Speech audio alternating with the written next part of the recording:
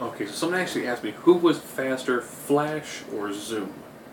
Now, if you're talking Zoom, I want to say that is Hunter Solomon, and his predominant Flash uh, opposite was Wally West.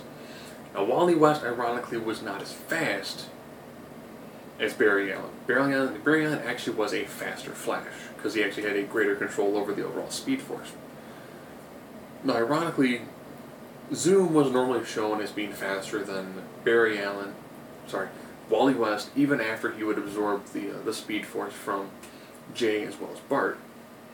The reason why Zoom, not Professor Zoom, Zoom was so much faster is because technically he was slowing down time around himself. So he didn't actually have true super speed, as he had the ability to essentially slow down everything else around him.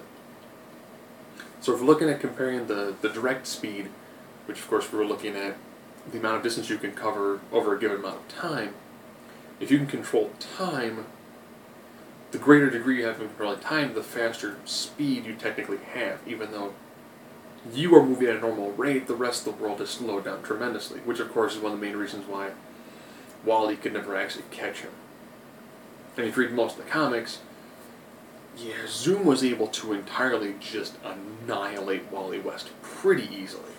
It only took some sort of slight MacGuffin to actually to defeat Zoom normally. But there's also Professor Zoom.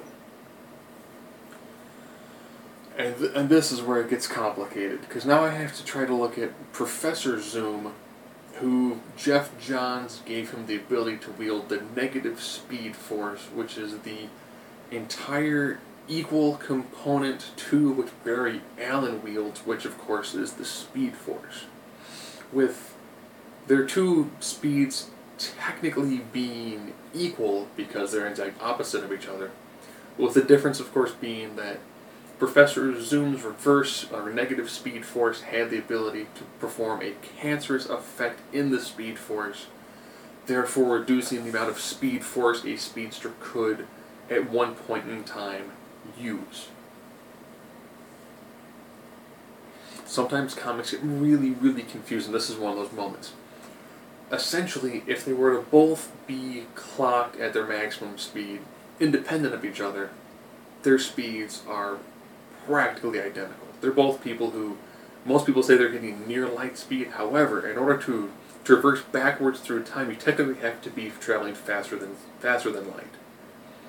That is one of the normal physics things, unless of course their traveling produces wormholes and they're able to travel through said wormhole and actually achieve a speed. Therefore, that is beyond that of light to go backwards in time. So therefore, who actually is faster? Both of them do have the ability to travel backwards through time. Zoom is a lot better at it. Professor Zoom is a lot better at traveling backwards in time. He also has a lot of other tremendous speed feats, also include erasing people from time. Those are tremendous speed feats. However, we're looking at just raw overall speed. If these two were to get into an actual foot race, the effects that the negative speed force has on the speed force, therefore slowing down or removing the amount of energy one can pull from the speed force at a given point in time, would technically make Professor Zoom faster. He's not faster directly, he actually is just hindering the amount of speed force his opponent can pull from. So, independent of each other, they are about as equivalent as you can have them be. When combined in the same time and space chasing each other, the ability that the negative speed force has to directly impact and produce a cancerous effect to the speed force technically makes Professor Zoom faster.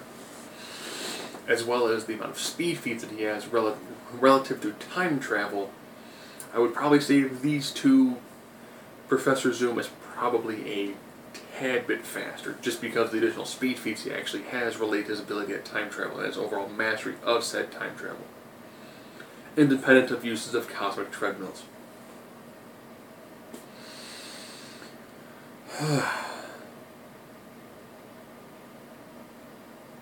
Okay.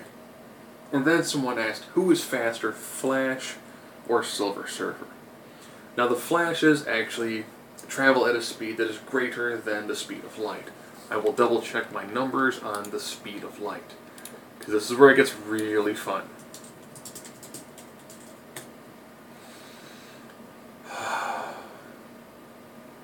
Because the greatest feat that Silver Surfer has actually done, as crazy as this is going to sound, is he has traveled approximately a light year in a matter of seconds. Okay, so the speed of light is roughly 2.99 times 10 to the 8th meters per second. It's a tremendous amount of speed. Of course, I'm doing this more in the, actually do this by the factors of 10, because it makes it a lot easier to do the math. That is the overall speed of light. A light year, this is the problem, I got too many numbers written on my board in front of me. Double check. Light year. It's a problem, you've got 3 sets of numbers. I want to say that the light year is, I want light year in,